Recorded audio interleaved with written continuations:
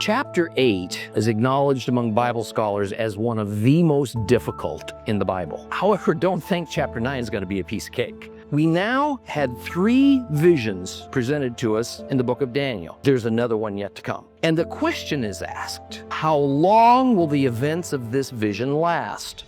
Jewish belief of the God of Israel had come to be viewed as hatred towards mankind, a superstition that needed to be abolished. Why?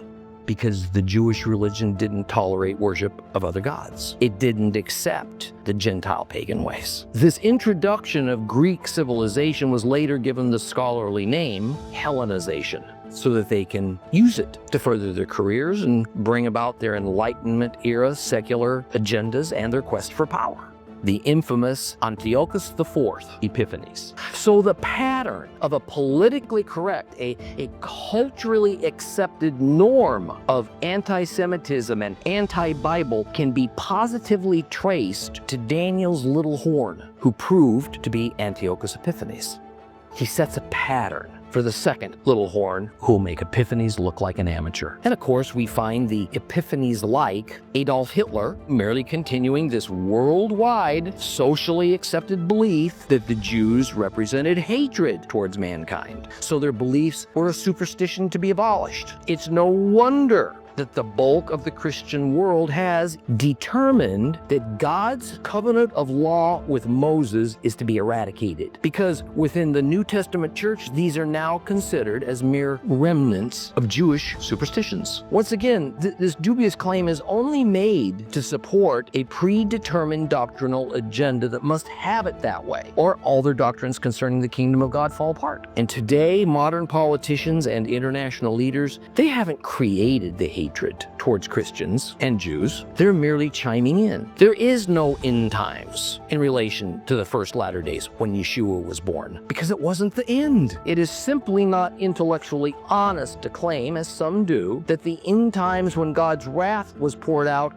has already occurred, and that it happened during the days of Antiochus Epiphanes. The end times is speaking of the end of the history of mankind. And this is definitely an end times vision, because Gabriel directly said so. I don't know who it was that ordered Gabriel to tell Daniel the meaning of his vision, because we're not told. So let's leave it at that. That Daniel is to seal up the vision. When a seal is affixed to something, it means the matter's complete. It's not gonna be changed, and it's not gonna be tampered with. It's a done deal. Daniel knew the biblical prophecies well. Faith, and faith alone, was on his side. He believed the prophets, something that we all ought to remember when times are the most troublesome for us. For we live by trust, not by what we see. Now we're going to conclude Daniel chapter 8 today and get started on chapter 9. Chapter 8, Daniel, is acknowledged among Bible scholars as one of the most difficult in the Bible. However, don't think chapter 9 is going to be a piece of cake. Chapter 9 introduces a whole new element to end times prophecy, a timeline called the 70 weeks of Daniel. And if only it were clearly spelled out and straightforward, but it's not. Now, as I mentioned last time, we are studying the Bible, not prophecy. There's a difference. We are taking prophetic passages in their biblical context, neither adding nor subtracting, and interpreting them within the framework of the chapters they're written. What most believers are used to hearing about the book of Daniel is the teaching of prophecy as a separate topic. And the prophetic passages are removed from their context and their historical setting, and they're kind of set apart as a standalone unit. So for most Western Christians, what you think you know about Daniel, and the book of Revelation for that matter, is based mostly on books written by prophecy teachers, and they consist of verses lifted out of their context, arranged in an order that the author thinks they ought to go, and then copious amounts of personal speculation are mixed in based on doctrines and opinions. Now, we've all seen those Hollywood movies that begin with some on-screen text that says, "This film is based on a true story." Now, the movie maker's hope is that what you'll actually think is, this film is a true story. However, just because there is a kernel of a real event that the director has built upon to create his movie doesn't mean that what's depicted on the screen actually happened. The goal of the film is to entertain, to put forth the director's worldview. That's how we need to approach what we hear from popular prophecy teachers and what we read in their literature. And when we left off last time, we had just discussed Daniel 8, 13, and 14. Now recall that chapter 8 is Daniel's second vision. He had his first vision in chapter 7. So we now have had 3 visions presented to us in the book of Daniel. The vision given to the Gentile king Nebuchadnezzar in chapter 2, and now 2 visions given to Daniel the Jew. There's another one yet to come. And we find that in Daniel 8, verses 13 and 14, there are 2 spiritual beings called holy ones, Echad Kadosh, who are speaking to one another. And the question is asked, how long will the events of this vision last? And specifically, the question refers to how long of a time that the little horn of the male goat, the little horn symbolizes a tyrant, and the male goat symbolizes Greece. So the tyrant of Greece, how long will he cause the morning and evening temple offerings to be suspended? And the answer that is given is 2,300 evenings and mornings. The most usual interpretation of 2,300 evenings and mornings is that it means 2,300 days. And that is because in Genesis 1, it says this.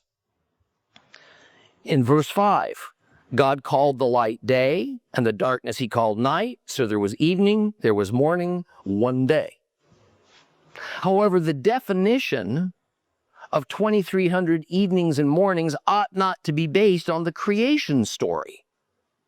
Rather, the question is specifically concerning the evening and the morning offerings that the little horn has ordered a halt to. And the answer to how long is 2,300 evenings and mornings. So my opinion is that the 2,300 refers to the number of sacrifices that will be missed. And since there are 2 sacrifices per day, then we can extrapolate that the number of days that it goes on for is 1,150. 2 sacrifices per day times 1,150 days, 2,300 evening and morning sacrifices. And indeed, in the mid-2nd century BC, a Greek tyrant named Antiochus Epiphanes ordered a halt to the temple sacrifices. I think this would be an appropriate time to spend just a short time speaking about the infamous Antiochus IV Epiphanes. He was the son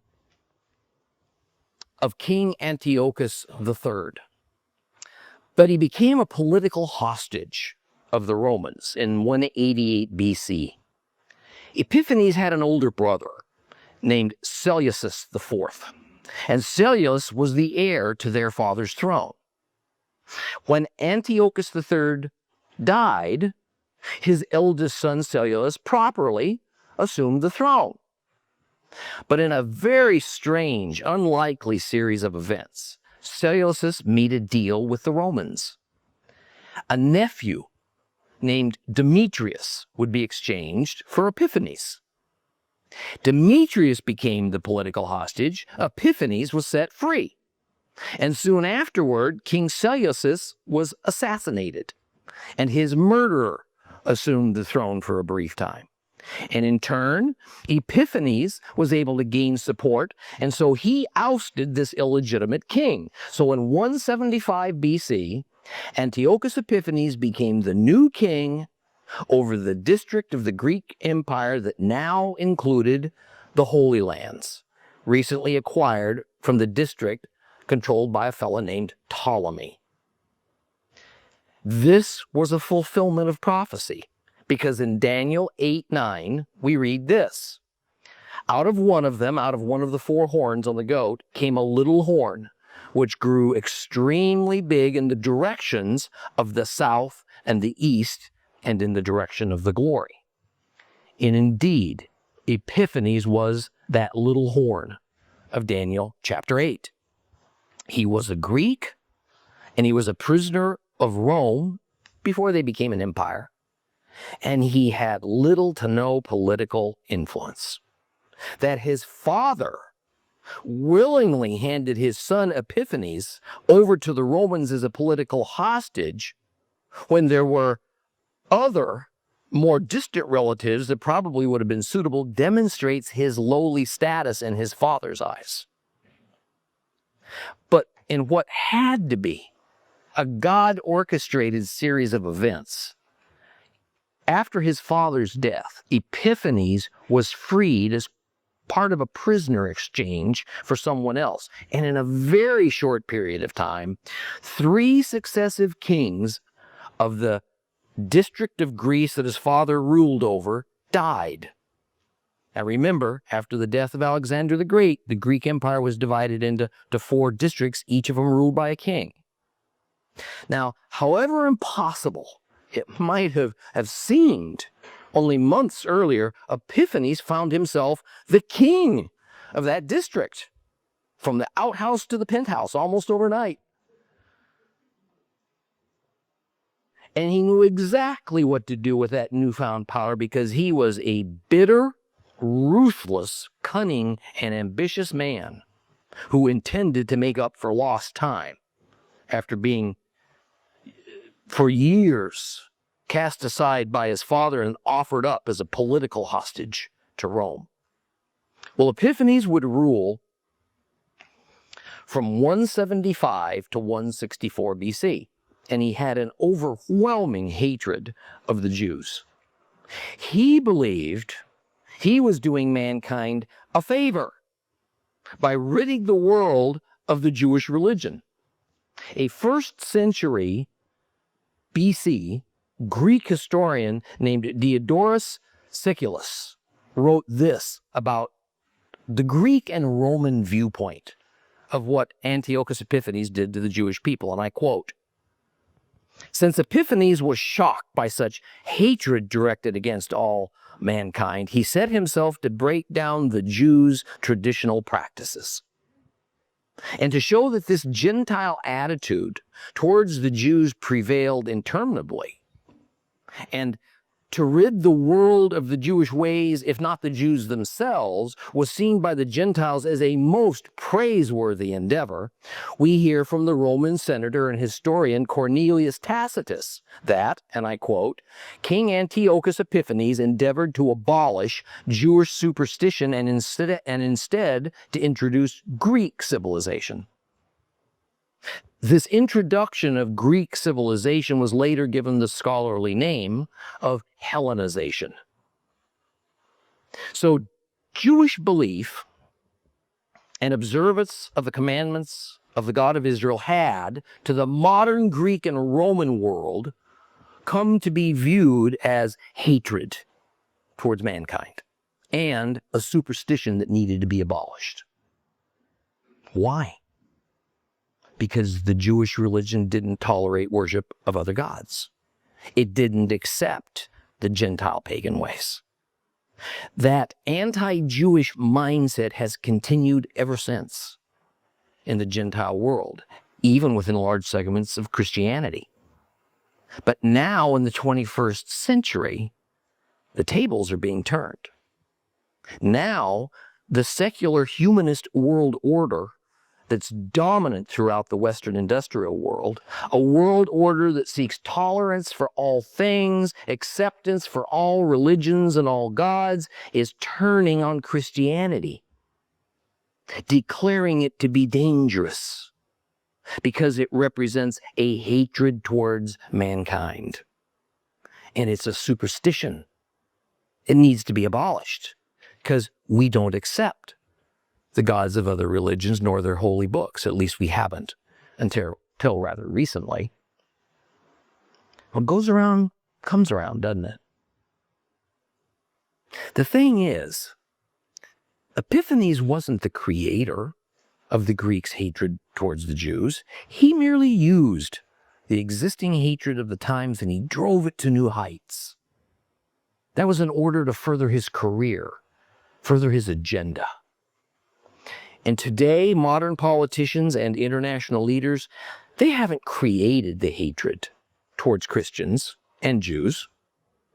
They're merely chiming in.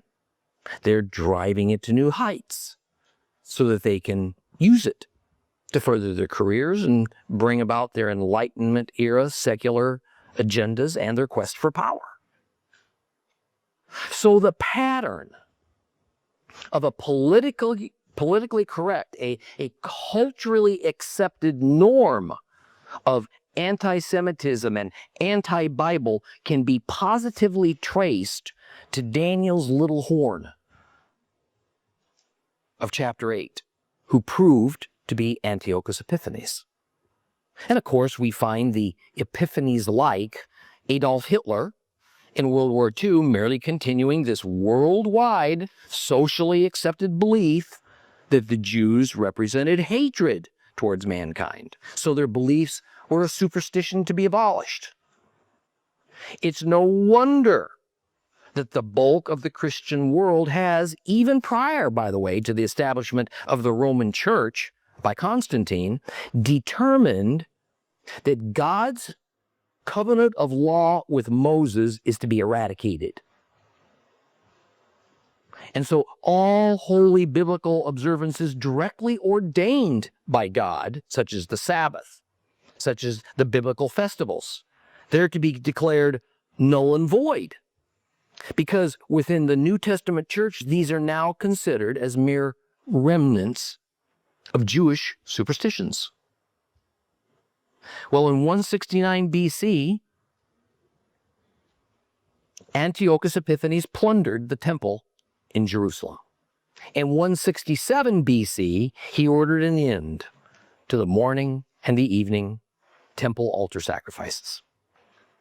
Although, truth be told, the sacrifices had been neglected by the Jewish priesthood starting a few years earlier, because the high priest Jason sought to conform Judaism to Greek culture, to Greek religion.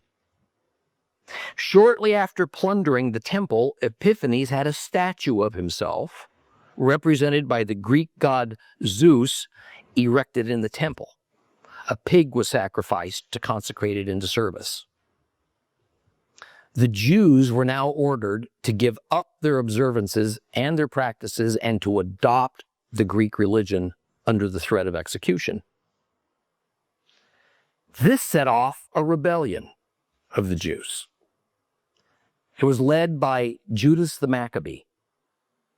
And by 164 BC, Judas had retaken the temple from Epiphanes' army, cleansed it, and reinstituted the morning and evening sacrifices. While the dates recorded from exactly when Epiphanes ordered the sacrifices ended to when the temple was recaptured and cleansed by the Jewish rebels are hard to pinpoint to the precise day, the length of time falls well within the prophesied time of 1,150 days, during which 2,300 evening and morning sacrifices were missed.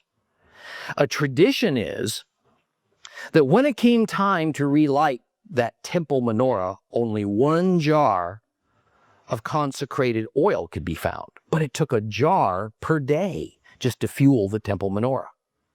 However, in a miracle from God, that single jar of oil kept the menorah burning for 8 days.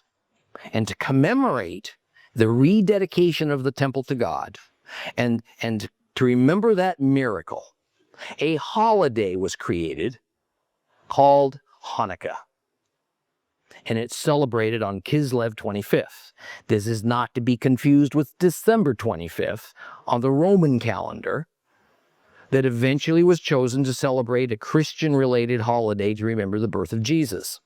Kislev 25th can occur anywhere between the end of November and the last part of December, according to modern Roman-based calendars. And as part of the commemoration of Hanukkah, and to remember the miracle of the single jar of oil fueling that temple menorah for 8 days, a special 8-branch, or more technically 9-branch, menorah was created called the Chanukia. And while we'll find mention of the holiday of Hanukkah in the New Testament, the reason for the day is not explained. And while we'll find the circumstances of the capture and rededication of the temple in 1st and 2nd Maccabees, books that are included in the Catholic Bible, also in some Orthodox Christian Bibles, but not in the Protestant Bible, we won't find mention of the miracle of the oil. It's in the Talmud and the Gemara, Tractate Shabbat, which we find the story of the jar of oil that allowed the temple menorah to burn for 8 days. There can be no reasonable doubt that Antiochus Epiphanes is the little horn of the goat symbol in Daniel chapter 8. But some theologians will say that Epiphanes is also the little horn of Daniel chapter 7. I say the two little horns can't be the same person, because the goat of Daniel chapter 8 is directly identified as the symbol for the third Gentile world empire, that is Greece. While the beast with the 10 horns of Daniel chapter 7, and then the little horn that sprouts up later, is directly identified as being of the fourth Gentile world empire, which turned out to be Rome. Thus, what we have is that the little horn of chapter 8, the Greek little horn, is positively identified as Antiochus Epiphanes. And as terrible, as bloodthirsty, as full of hatred as he was towards the Jews, there's going to be a second little horn in the future who will make Epiphanes look like an amateur. So the first little horn, Epiphanes, is a type and a shadow. He sets a pattern for the second little horn, who will be what the church calls the Antichrist of the end times. The appearance of the second little horn of Daniel 7 is still ahead of us in our year 2013. But how far ahead, we don't know. I doubt it could be very far, though, since the prophecy of Israel returning as a nation of Jews has occurred, since Jerusalem has been retaken by Israel as their capital city. So the next prophetic event on the calendar is probably the rebuilding of the temple, which sets off a whole series of events, including the revealing of that second little horn, the Antichrist, who leads an all-out attempted genocide of the Jewish people and eradication of Christians, and then a near destruction of all life on earth. Let's move on by rereading Daniel 8, starting at verse 15. If you have a complete Jewish Bible, that will be page 1111.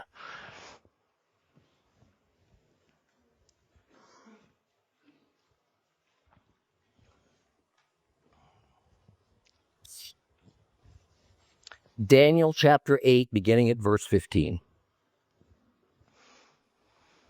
After I, Daniel, had seen the vision and was trying to understand it, suddenly there stood in front of me someone who appeared to be a man. I heard a human voice calling from between the banks of the Ulai, "Gabriel, make this man understand the vision." He came up to where I was standing, and his approach so terrified me I fell on my face. But he said to me, "Human being, understand that the vision refers to the time of the end." And as he was speaking with me, I fell into a deep sleep with my face towards the ground, but he touched me and set me on my feet and said, I am going to explain to you what will happen at the end of the period of fury, because the vision has to do with the time of the end. You saw a ram with two horns, which are the kings of Media and Persia. The shaggy male goat is the king of Greece, and the prominent horn between its eyes is the first king. As for the horn that broke and the four which rose up in its place, 4 kingdoms will arise out of this nation, but not with the power the first king had. In the latter part of their reign, when the evildoers have become as evil as possible, there will arise an arrogant king skilled in intrigue. His power will be great, not with the power the first king had. He will be amazingly destructive. He'll succeed in whatever he does. He will destroy the mighty and the holy ones. He will succeed through craftiness and deceit, become swelled with pride, destroy many people just when they feel the most secure. He will even challenge the prince of princes. But without human intervention, he'll be broken. The vision of the evenings and the mornings, which has been told, is true. But you are to keep the vision secret because it's about days in the distant future. I, Daniel, grew weak. I was ill for some days. Then I got up and took care of the king's affairs, but I was appalled at the vision, and I still couldn't understand it. Verse 15 begins with the interpretation of Daniel's vision by the angel Gabriel. And this is definitely an end times vision, because Gabriel directly said so. So let's be clear. While there are 2 separate Acharit Hayamins, 2 separate latter days spoken of in Bible prophecy, there's only one end times. I know this could be a little bit confusing, but this is central to properly interpreting prophecy. The first latter days concern the days leading up to and during the first coming of Christ. The second latter days concerns the future leading up to and during Messiah's second appearance, his return. But the end times only refers to things that happen in relation to the second latter days. There is no end times in relation to the first latter days when Yeshua was born, because it wasn't the end. The end times is speaking of the end of the history of mankind. Now, let me address one theological issue here regarding who it was that ordered Gabriel to explain the vision to Daniel. Many theologians, including Calvin, say it must be Christ. After all, he's the Word, and he's the only one of the Trinity that can theoretically have a physical voice. But I think that's an unreasonable stretch. First, there's no hint in these passages to say whose voice instructed Gabriel. And second, the only reason Calvin and others say it is Christ is because it's required in order to fit their predetermined version of the Trinity doctrine. Nothing else. I don't know who it was that ordered Gabriel to tell Daniel the meaning of his vision, because we're not told. So let's leave it at that. Now, Daniel's filled with terror at the sight of Gabriel. And even though Gabriel is said to be like a man in appearance, it's pretty evident that Gabriel's angelic attributes and radiant glory could not be muted, and it shook Daniel to his core. Verse 19 assigns the end time to the period of time labeled also as God's fury. Some theologians say that this occurred during the time of Epiphanies. The meaning of God's fury or indignation, depending on your English translation, means the displeasure and the wrath of Jehovah. So to put together the terms end times and wrath or fury of God, there's really only one place in the Bible that it fits without twisting the passages all up. And that is when in Revelation we hear of God's wrath being poured out the world over as the end of days draws near. So it is simply not intellectually honest to claim, as some do, that the end times when God's wrath was poured out has already occurred, and that it happened during the days of Antiochus Epiphanes. Once again, this dubious claim is only made to support a predetermined doctrinal agenda that must have it that way, or all their doctrines concerning the kingdom of God fall apart. The next several verses are very helpful in that they give the interpretation of earlier verses when Daniel describes his vision. Verses 20, 21, and 22, for instance, explain verses 3 through 8. So let's go back and take a look at those. Let's reread Daniel 8, 3 through 8. There it says, I looked up, and as I watched, there in front of the stream stood a ram with 2 horns, and the horns were long, but one was longer than the other, and the longer one came up later than the other.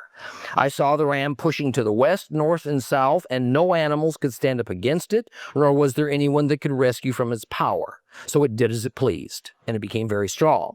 I was beginning to understand when a male goat came from the west, passing over the whole earth without touching the ground. The goat had a prominent horn between its eyes. It approached the ram with the 2 horns, which I had seen standing in front of the river, and it charged it with savage force. I watched as it advanced on the ram, filled with rage against it, and it struck the ram, breaking its 2 horns. The ram was powerless to stand against it. It threw the ram to the ground and trampled it down, and there was no one who could rescue it from the goat's power.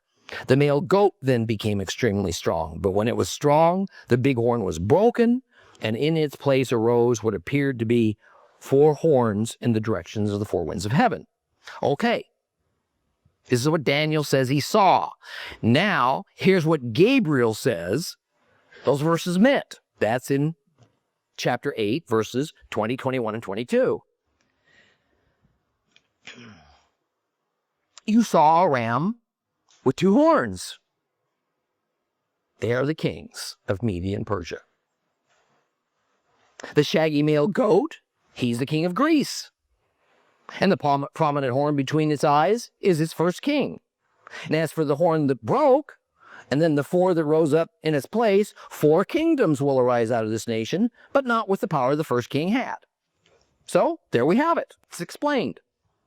Gabriel tells Daniel that the ram with the horns, one of them longer than the other one, is Media and Persia.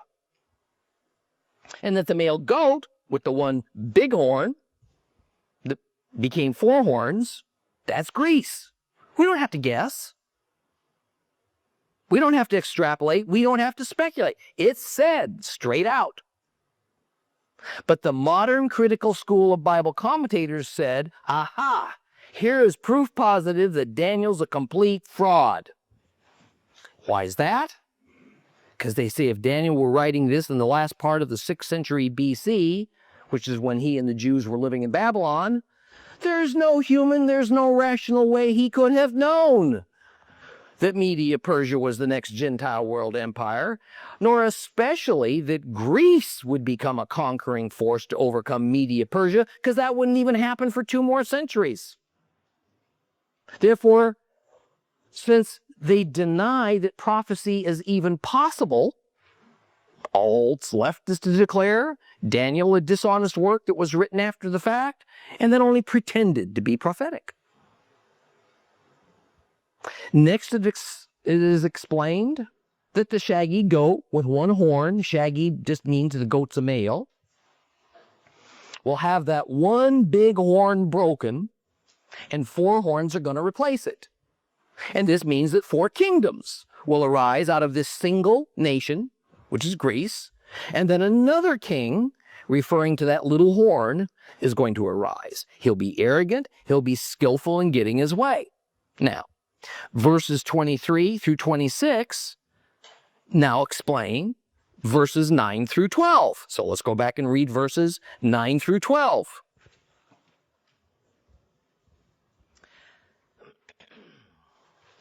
Out of one of them came a little horn, which grew extremely big in the directions of the south and the east and in the direction of the glory. It grew so great that it reached the army of heaven. It hurled some of the army and the stars to the ground, and it trampled on them. Yes, it even considered itself as great as the prince of the army. The regular burnt offering was taken away from him, and the place of his sanctuary was thrown down. Through sin, the army was put in its power, along with the regular burnt offering. It flung truth on the ground as it acted, and it prospered. So Gabriel says, verses 23 through 26 are going to explain that. So let's read now verses 23 through 26.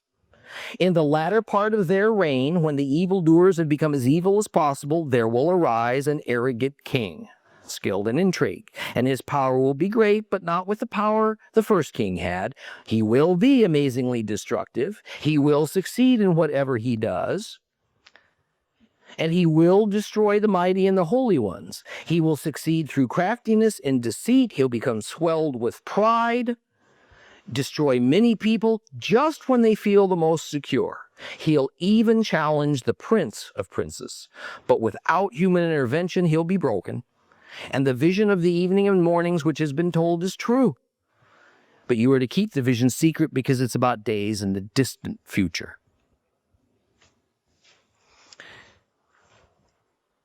This king, this little horn, will succeed in everything he attempts. And he will decimate the holy ones, meaning God's people, Israel.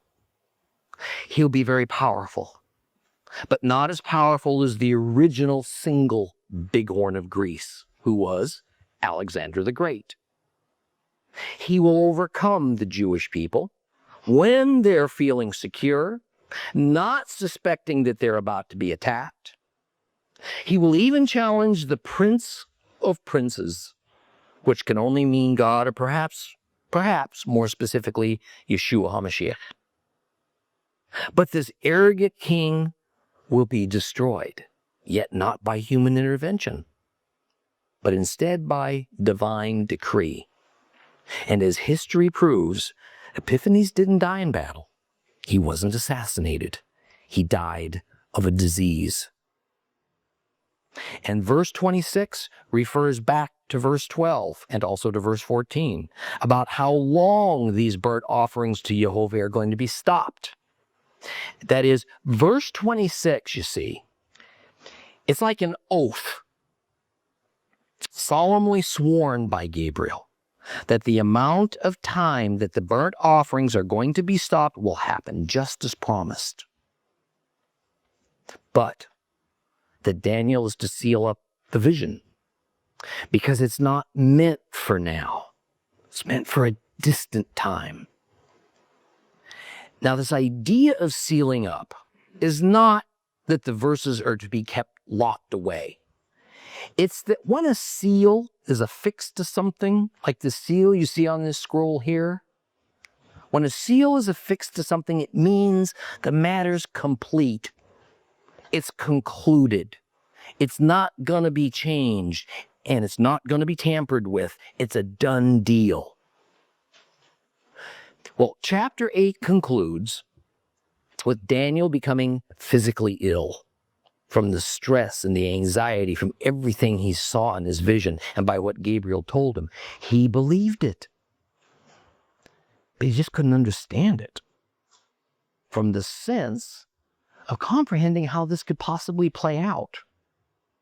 And he couldn't imagine what the circumstances would be, how this was going to come about, that Media, Persia would become a world power, that Greece, 200 years later would overtake Media, Persia. How is this little horn going to be recognized? You know, it's really not that much different than how little we legitimately are able to discern today about the end times, about the identification of the Antichrist, about imagining the world political situation that will have to happen to allow the temple to be rebuilt. What exactly will be the catalyst that sets off the war of Armageddon? How will all these celestial catastrophes that Revelation speaks of that devastate the earth, how are they going to occur? So prophecy teachers often compensate by filling in the blanks with their opinions, but usually implying that what they say is more reliable than speculation. Well, let's move on to chapter 9. Daniel chapter 9. We're going to read it in just a moment. But chapter 9 consists of two major pieces. As a result of Daniel contemplating if the 70-year time period of Judah's exile that Jeremiah promised was near its end, Daniel began to pray fervently, to confess Judah's sins, to ask for God's mercy.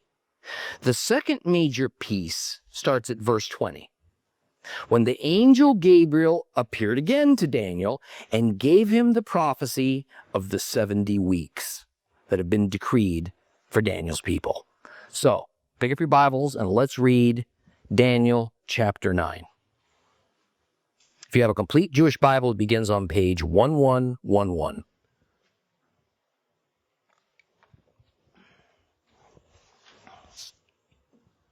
In the first year of Darius, the son of Achashverosh, a Mede by birth, who was made king over the kingdom of the Kasdim, in the first year of his reign, I, Daniel, was reading the scriptures, and I was thinking about the number of years which Adonai had told Jeremiah the prophet would be the period of Jerusalem's desolation, 70 years.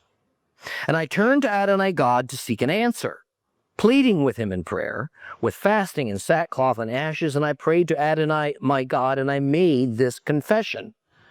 Please, Adonai, great and fearsome God, who keeps his covenant, extends grace to those who love him and observes his commandments. We have sinned, done wrong, acted wickedly, rebelled, turned away from your commandments and your rulings. We have not listened to your servants, the prophets, who spoke in your name to our kings, our leaders, our ancestors, to all the people of the land. To you, Adonai, belongs righteousness, but to us today belongs shame. To us, the men of Judah, the inhabitants of Jerusalem and all Israel, including those nearby and far away, throughout all the countries where you've driven them, because they've broke faith with you. Yes, Adonai, shame falls on us, our kings, our leaders, our ancestors, because we sinned against you. It is for Adonai our God to show compassion and forgiveness because we rebelled against him. We didn't listen to the voice of Adonai our God so that we could live by his laws, which were presented to us through his servants, the prophets. Yes, all Israel flouted your Torah, turned away, unwilling to listen to your voice. Therefore, the curse and the oath written in the Torah of Moses, the servant of God, was poured out on us because we sinned against him. He carried out the threats he spoke against us and against our judges who judged us by bringing upon us disaster so great that under all of heaven nothing has been done like what has been done to Jerusalem. As written in the Torah of Moses, this whole disaster came upon us. Yet we did not appease Adonai our God by renouncing our wrongdoing and by discerning your truth. So Adonai watched for the right moment to bring this disaster upon us, for Adonai our God was just in everything he did, yet we didn't listen when he spoke. Now Adonai our God, who brought your people out of the land of Egypt with a strong hand, thereby winning renown for yourself, as is the case today, we sinned. We acted wickedly. Adonai, in keeping with all your justice, please allow your anger and fury to be turned away from your city, Jerusalem, your holy mountain, because it's due to our sins, the wrongdoings of our ancestors, that Jerusalem and your people have become the objects of scorn among everyone around us. Therefore, our God, listen to the prayer and pleadings of your servant and cause your face to shine on your desolated sanctuary for your own sake. My God, turn your ear and hear, open your eyes and see how desolated we are, as well as the city which bears your name.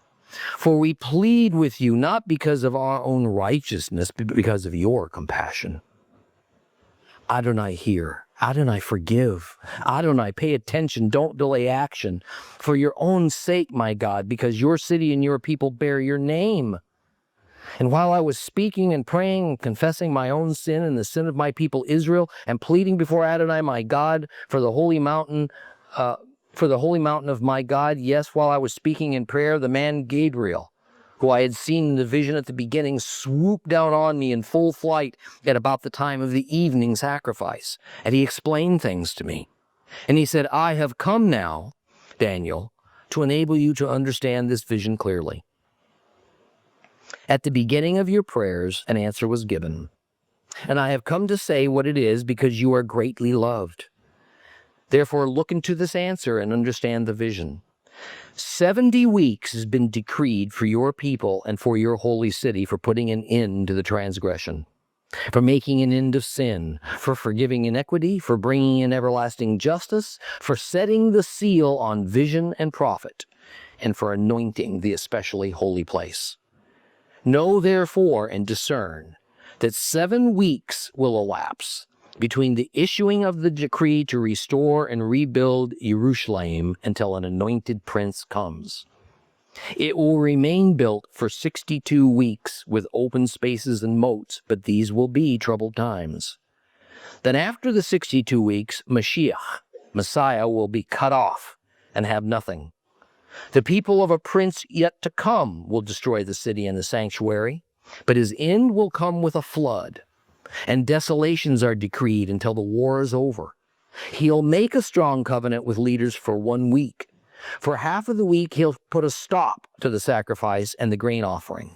On the wing of detestable things, the desolator will come and continue until the already decreed destruction is poured out on the desolator.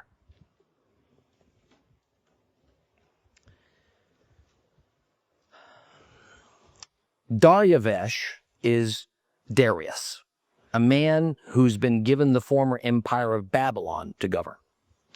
Darius is a Mede, and we discussed in earlier lessons that Darius was not the king of the entire Medo-Persian Empire, only the king over most of what used to constitute the empire of Babylon. In fact, the original Hebrew says that he was king of the Kasdim, meaning the Chaldeans.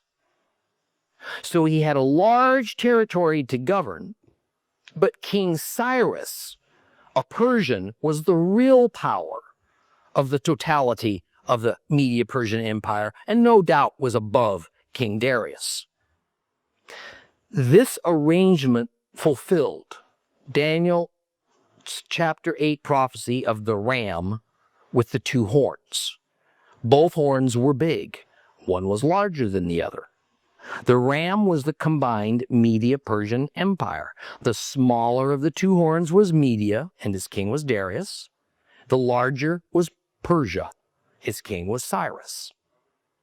Daniel had been a captive in Babylon since the first wave of Judeans were taken from Judah by Nebuchadnezzar decades earlier, around 606 BC.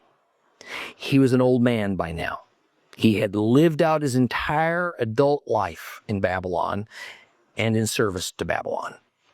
But now his service was transferred to his new master, the Median king Darius, because Medo-Persia had conquered Babylon. Daniel knew the biblical prophecies well, and he thought that perhaps the time had come to expect the release of his fellow Jews to return to their homeland, mercifully, finally bringing an end to their shameful captivity. Listen to Jeremiah 25, 9 through 11. I'm going to send for all the families of the north, says Adonai, and for my servant Nebuchadnezzar, the king of Babel, and bring them against this land and against its inhabitants and against all the surrounding nations. I will completely destroy them, making them an object of horror and ridicule, a perpetual ruin. Moreover, I will silence among them the sounds of joy and gladness, the voices of bridegroom and bride, the grinding of millstones and the light of lamps. The entire land will become a ruin, a waste, and these nations will serve the king of Babel for 70 years. And yet Daniel, you see, he didn't see any signs whatsoever that release was imminent. Nothing was happening that said that the Jews' return to their homeland was at hand. Faith, and faith alone, was on his side. He believed the prophets. Such was exactly the sense of that wonderful New Testament verse that so many Christians have held tightly onto when all else seemed futile and hopeless. Something that we all ought to remember when times are the most troublesome for us. 2 Corinthians 5:7, for we live by trust, not by what we see. Amidst dozens of gods of scores of nations, Daniel now seeks the God of Abraham, Isaac, and Jacob, the true God of heaven and earth. He bears his soul in fervent prayer. He exhibits his grief and mourning over the sins of his fellow Jews that had finally caused their God to act in such severity towards them. And he confessed his and his fellow Judeans' unworthiness of receiving heavenly mercy. So from verses 4 through 19 of Daniel chapter 9, we get Daniel's prayer. And we shall discuss that prayer and then that mysterious prophecy of the 70 weeks the next time we meet. For more teachings of real Bible study and to rediscover God's Word with Tom Bradford, visit Torah Class today on the web, streaming TV, or download the Torah Class mobile app.